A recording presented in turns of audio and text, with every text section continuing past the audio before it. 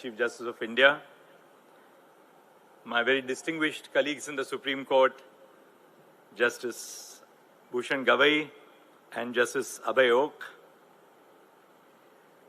respected former judges of the High Court and of the Supreme Court, Justice Sirpurkar is part of the audience, Justice Devendra Kumar Upadhyay, Chief Justice of the Bombay High Court, Justice Nitin Sambre, Administrative Judge, Judges of the High Court, Dr. Birendra Saraf, Advocate General, Member of the Bar Council of India and members of the Bar Council of Maharashtra and Goa, Mr. Atul Pandey, President Nagpur High Court Bar Association, the Secretary of the High Court Bar Association, members of the association, esteemed dignitaries, including officials of the state government, members of the registry, my own Secretary General, Mr. Atul Kurekar, ladies and gentlemen. Just this morning, I was reading a beautiful article in the New York Times by Justice Stephen Breyer about what judges of the Supreme Court do apart from disagreeing or agreeing with each other on the bench. In India, we tend to agree much more than the American Supreme Court.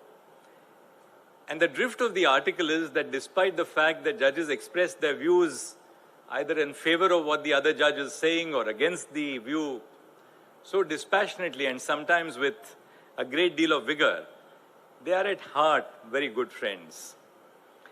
Justice Bobde narrated how we came to call each other Lordship at a time when the vagaries and uncertainties of the appointment process were confounding us as to whether we would at all become judges of the High Court. We decided to call each other Lordship, which we still do today. Justice Gavai, to both Justice Bobde and me, is HMJ. So even today in the Supreme Court, when we meet in the coffee lounge, I welcome him because I normally arrive a little before he arrives. I always call him HMJ, welcome. I've had a long association with both the bar and bench at Nagpur.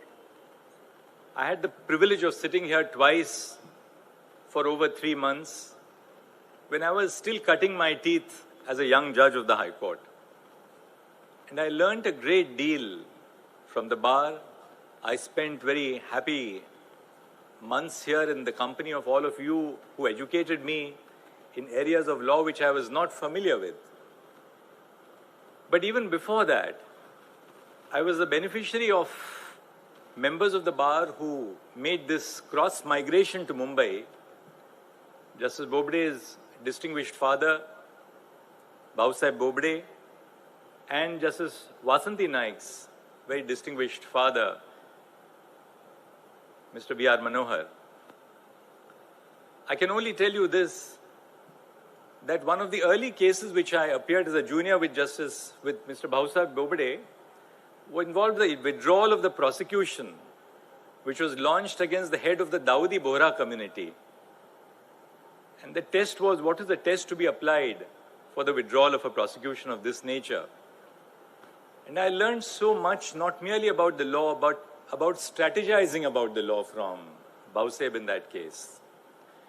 Bhausaheb was flooded with work, far more work than he could handle, particularly after he became Advocate General. And ever so often I would get a call from him, and in his typical way he would say, Chandrachud, you go to Madgaon and argue this matter. And I would go to Madgaon and argue that matter, because he couldn't do the matter.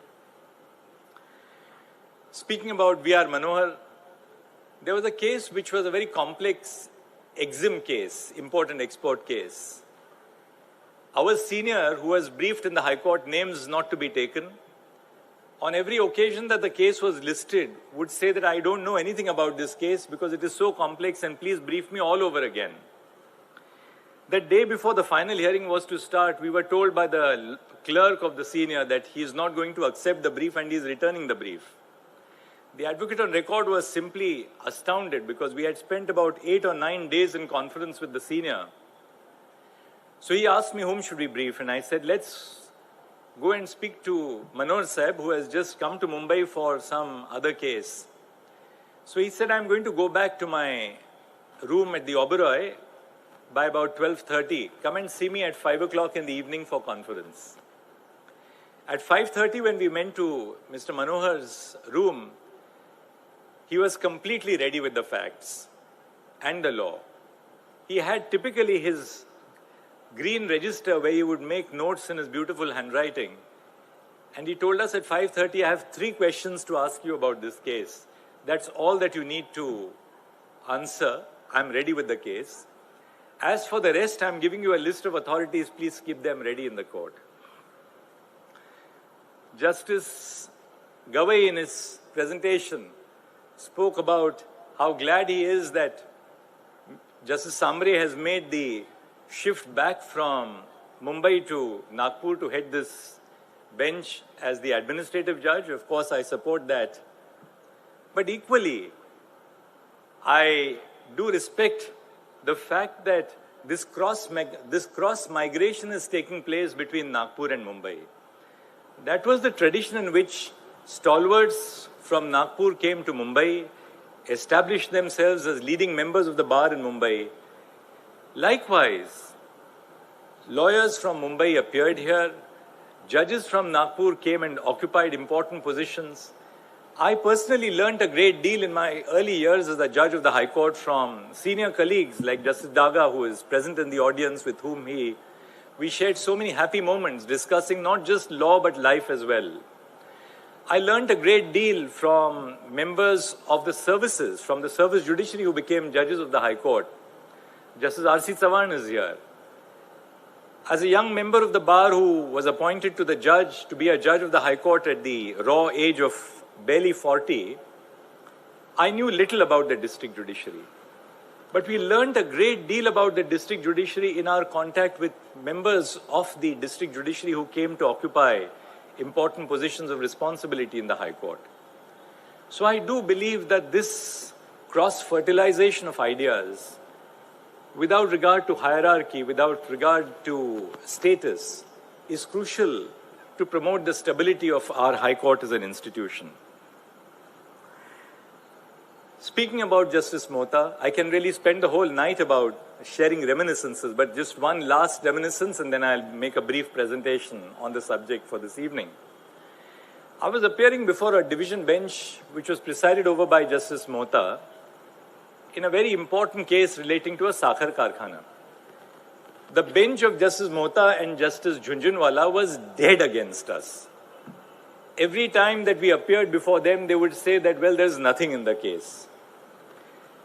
On the last date before Diwali, the matter was called out in chambers before Justice Mohta, and Justice Mohta turned to me and said, well, he said, counsel, would you like to take your chance before another bench? Today is the last date before the Diwali and the assignments will change as they do in Mumbai after Diwali. So would you like to go before another bench? We'll release this from part heard. So I looked at Justice Mohta and I said, my lords, I've argued this case to the best of my ability. I know that your lordship is completely against me. But I'm personally satisfied as a lawyer that I have said all that needs to be said in this case, and your lordships has understood everything that needs to be understood in this case. So I would request you now, please close this case for judgment. I will not take much of your time on the day before Diwali, but please deliver judgment. I understand that your lordships are against me. So the two judges looked at each other, they confabulated, and they said, well, we are also tired at the end of a long term. Let this go before another bench. So please don't insist that we write the judgment in this case. So the matter was made departed. I re-argued it before another division bench and succeeded hands down with a full refund of tax. But later, Justice Mohta called me to his chamber and he said, irrespective of what happened in your case before some other bench, I must tell you that when you left the chamber, you grew in our respect because you placed the dispensation of justice above the needs of your own client. And that's what I wanted to begin by sharing with the members of the bar. So all of us have been beneficiaries of this great tradition of Nagpur. So this year I am delighted to be part of the centenary year celebrations of the Nagpur High Court Bar Association. On 6th of January 1940, when this magnificent High Court building was inaugurated, it was described, as Justice Bobde said, by the erstwhile Viceroy as a poem in stone. Even today in 2024, with all the advancements in technology and modern design, this building remains an architectural marvel. It is always a privilege and honor to be here. I also realize the limitations of my own mobile phone when I was trying to take a picture of the building sitting here, that the mobile phone, despite technology, cannot just capture the grandeur of the building. There are some things which you can only absorb and you cannot capture, which is so true to our tradition of meditation, reflection, introspection, and not necessarily of recording everything as we do in courts of law. The Nagpur High Court Bar Association has a unique history of being christened a High Court Bar Association much before the actual High Court was established in 1936. In 1928, almost 8 years before the High Court was established, the Bar Association renamed itself a High Court Bar Association and made fervent demands for a High Court to be set up in Nagpur. In fact, the members of the association not only advanced the demand to set up a High Court in Nagpur, but also to elevate members of the Nagpur Bar as judges of that court. The active and vibrant spirit of the association today is undoubtedly rooted in this rich and dynamic history spanning over 100 years. The Nagpur Bar has given to the country legal stalwarts and judges who have left a deep imprint on our judiciary and the jurisprudence of our courts. Two Chief Justices of India, Justice Hidayatullah and my own very dear friend and elder brother, Justice Sharad Bobde, are products of this illustrious bar. The Supreme Court has been enriched by the invaluable contributions of several judges from the Nagpur Bar, such as Justice Sir Vivian Bose, in whose court I had the great privilege of sitting, courtroom number BB, Justice J.R. Mudholkar, Justice A.P. Sen, with whom I would spend many, many evenings as a visiting judge in Nagpur, Justice V.S. Surpurkar, and of course my own very dear colleague, Justice B.R. Gavai. I'm confident that the Nagpur Bar will continue to foster excellence in advocacy and also contribute to the bench by producing many more distinguished members in the future. I'm sure so many of you will be guided by the examples of those who are in your midst, in Mumbai included, and Nagpur. Shri Haryanya is here. But we must also remember people who are unfortunately not with us today, like Justice Vinod Bobde, a lawyer par excellence and a human being par excellence. Bar associations at all levels in our district courts, high courts, and the Supreme Court play a significant role in democratizing the courtroom and facilitating the collaborative governance of our courts. They ensure that lawyers, both seniors and juniors, have a forum to express their concerns, suggestions, and ideas to collaborate with the government, the bench, and other stakeholders. On a day-to-day basis, it is the bar associations, as representatives of the lawyers, who directly engage with the court and the registry. Almost every day when I climb down from the steps of the Chief Justice's court, there would be at least 2 or 3 members of the bar association waiting to meet me. There is something so very urgent that they want me to attend to. Lawyers are central stakeholders in the functioning of our courts and active bar associations, such as the Nagpur High Court Bar Association, and they ensure that there is a constant and productive dialogue between the bar and the bench. Although many of us judges have been a part of the bar at different points in time, interactions with the associations ensure that we do not become detached from the everyday realities of our colleagues at the bar. The role of a bar association, however, must not be limited to only advancing the immediate concerns of lawyers. The role extends to a broader institutional responsibility to enhance the functioning of the judiciary and protect the dignity of the court. bar associations must focus on improving the quality of advocacy at the bar and, more importantly, making our courtrooms more accessible and safe for our citizens. Recently, the Supreme Court took suo motu cognizance of an incident involving the manhandling of a senior advocate and a young lawyer in one of the district courts during a boycott called by the Bar Association not too far from Delhi. You are fortunate that these incidents are not par for the course in Nagpur. The specifics of this incident aside, it is incumbent upon the bar associations to ensure the safety of all the members of the bar when they come to practice before the court. With hybrid hearings, lawyers from across the country appear before courts in different regions. Bar associations must adopt a more accommodative and inclusive approach, ensuring safety and welcoming all the members of the bar who practice before that court. I was pleased to hear about the legal aid project called Nyayadut run by the Nagpur High Court Bar Association to ensure pro bono access to legal resources for persons residing in the villages in the Vidarbha region. I urge the younger members of the bar to contribute to such initiatives. It serves as an opportunity to not only use your premier education and training to secure justice to ordinary citizens, but it is also a way to sharpen your legal skills and advocacy. Similarly, the steps taken by the Nagpur High Court Bar Association to mentor and improve the skills of younger members of the bar by regularly organizing lecture series and study circles must be appreciated. My last act before I left my position as visiting judge at Nagpur to go to Mumbai was to deliver a lecture on international law, which the bar had requested me to deliver. I must also highlight the importance of having an independent bar and, as a result, independent bar associations. The judiciary has time and again risen to the occasion to assert its independence and non-partisanship, a separation of powers from the executive, the legislature, and vested political interests. We must not forget, however, that there is a close link between the independence of the judiciary and the independence of the bar. The bar as an institution is essential to preserve judicial independence, constitutional values, and the dignity of the court.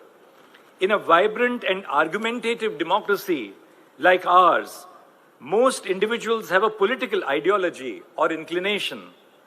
To quote Aristotle, human beings are political animals.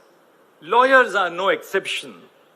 However, for members of the bar, one's highest loyalty must not lie with partisan interests, but to the court and the constitution. In many ways, it is an independent bar that is a moral bulwark to protect the rule of law and constitutional governance. Judgments of our constitutional courts are the culmination of rigorous proceedings, thorough legal analysis, and a commitment to constitutional principle. But once the judgment is pronounced, it is public property. As an institution, our shoulders are broad. We stand ready to receive both praise and criticism, bouquets and brickbats, be it through journalistic pieces, political commentary, or on the social media.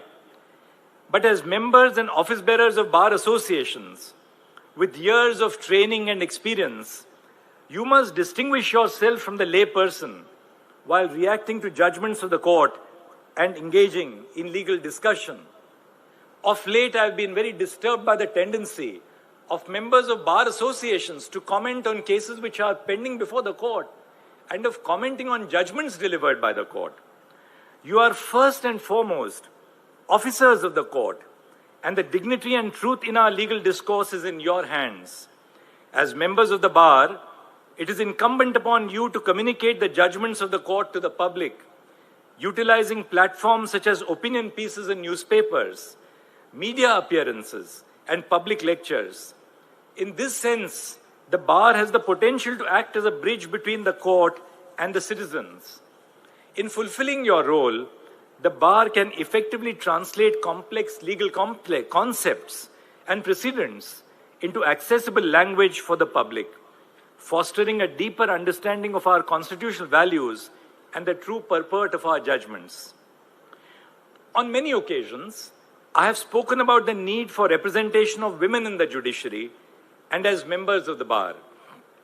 Statistically, the number of women lawyers practicing across the country has increased manifold over the last few decades. There was a time when you would enter a high court or even the Supreme Court and only see a sea of men. Many female advocates recall a time when they were the only lawyers going through security checks for women, while long queues formed at the men's security check outside the Supreme Court. This situation is radically altered today, with a large number of women not only formally joining the bar, but also setting up a thriving practice. Recently, the Supreme Court designated 11 women as lawyers, as senior advocates, in one go, signaling the change in the demographic of our successful lawyers. The Nagpur bar is no exception. Of the 3,000 members, more than 500 members are women. As the demographics are changing in the legal profession and more young women are entering the field, this number will only increase. However, even as the number of women lawyers is increasing at an unprecedented pace, this trend is not reflected in the composition of our elected bar associations or even our bar councils. When there are no formal barriers to contesting elections and the number of women lawyers is increasing, the question that arises is, why are more women not contesting and winning elections to bar associations or bar councils?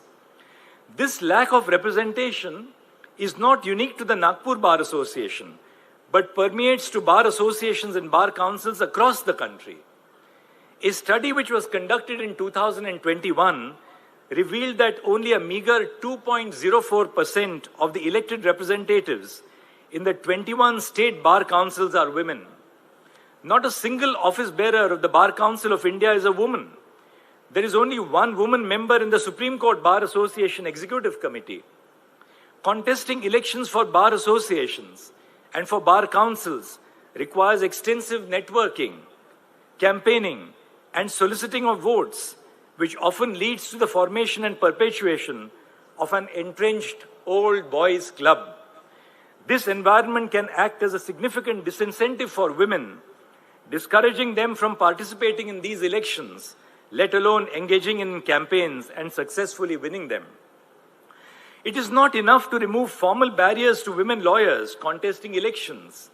It is the responsibility of the existing male office bearers to not only encourage and support women lawyers who stand for election, but also make the environment conducive for them to stand a fair chance.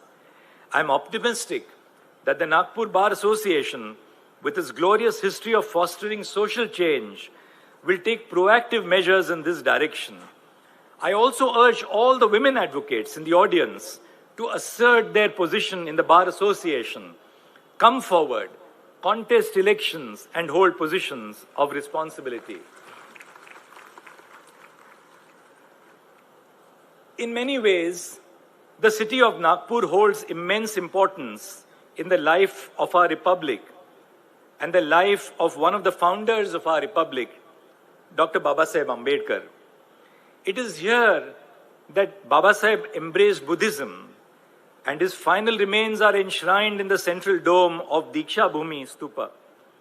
Additionally, Shantivan, housing a museum with Dr. Ambedkar's personal belongings, can be found in the nearby village of Chicholi. This year marks not only the centenary of the Bar Association, but also 100 years since Dr. Babasaheb Ambedkar began his law practice. In honor of this milestone, the Supreme Court established a statue of Dr. Ambedkar, symbolizing his guiding presence as we fulfill our constitutional duties. In a sense, a little part of Nagpur is now forever a part of the Supreme Court.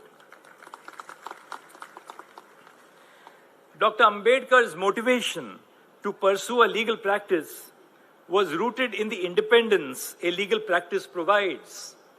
Legal practice was liberated from the feudal hierarchies of caste which he fought against and mobilized public opinion. Dr. Ambedkar believed that in colonial India, the legal profession alone allowed an individual to remain independent from the government and social forces. He valued his independence from an undemocratic colonial government and a caste-ridden society over monetary or commercial gain. This motivation to pursue law for autonomy and freedom that the profession imparts stands true even today. The ability and responsibility of a lawyer to act without fear or favor, ill will or affection must continue to guide us as members of the legal profession. In a judgment authored by Justice Vivian Bose, a former judge of the Supreme Court of India and an illustrious member of the Nagpur High Court Bar Association of this court, Justice Bose observed, "The Constitution is not for the exclusive benefit of governments and states. It is not only for lawyers and politicians and officials and those highly placed. It also exists for the common man, for the poor and the humble, for those who have businesses at stake, for the butcher, the baker, and the candlestick maker." Let us all remember that our Constitution is an inclusive Constitution. It is intended to bring together the butcher, the baker, and the candlestick maker. So just as this building is said to be a poem in stone, Justice Vivian Bose was a poem personified in verse, as he wrote. I would conclude by saying that as you carry out your responsibilities as professionals, advocates, and officers of this constitutional court, remember that your foremost duty lies towards ensuring justice and upholding the rights of every individual, be it the baker, the candlestick maker, last but not the least, the butcher as well. Thank you. Each of you carries a heavy mantle of excellence to uphold. I am certain that all members of the Bar Association will live up to the illustrious reputation of this historic bar, embodying integrity, diligence, and excellence in your legal practice.